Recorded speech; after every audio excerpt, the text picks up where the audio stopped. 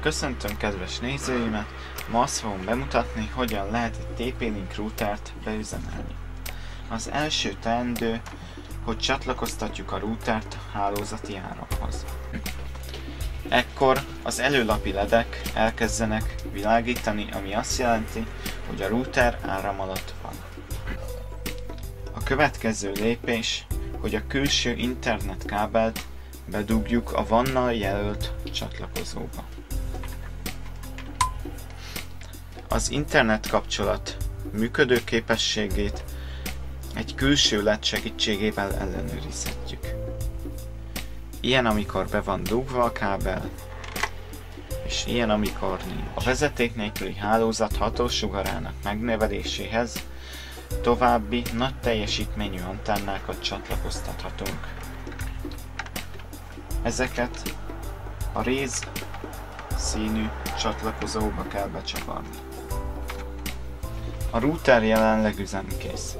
Vezeték nélküli hálózaton keresztül is beállítható. Az adminisztrációs felületre az alábbi IP cím segítségével léphetünk fel. Ennek a routernek az IP címe 192.168.1.1. A router alján továbbá megtaláljuk az alapértelmezett felhasználói nevet és a hozzátartozó jelszót. A router felállította a saját vezeték nélküli hálózatát, ami egyenlőre minden biztonsági beállítás nélkülöz. A biztonsági beállítások megkezdéséhez először fel kell csatlakoznunk a router által generált vezeték nélküli hálózatra. Ezt Windows 8 rendszer alatt úgy tehetjük meg, hogy a képernyő sarkában látható vezeték nélküli hálózatok ikonra kattintunk, majd ott az adott hálózatra és a csatlakozásra.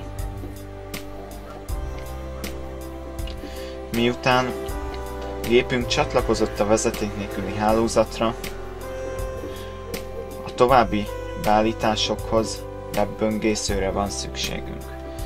Itt egyik kedvenc oldalunk beírásával ellenőrizhetjük, hogy van-e internetünk.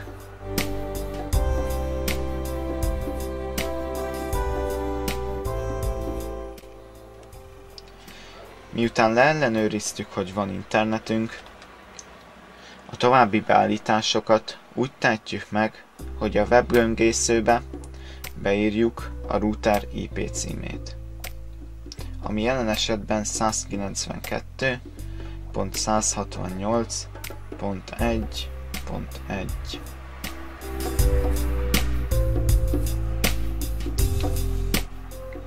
Itt beírjuk a felhasználó nevet és a jelszót, amit a router alján találtunk.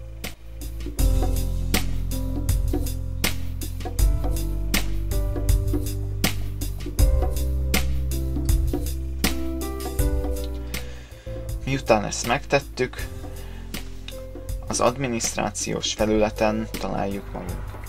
Itt sokféle beállítást eszközölhetünk a routerünkön, például megváltoztathatjuk a hálózat nevét, a hozzátartozó jelszót, vagy akár a titkosítás fajtáját.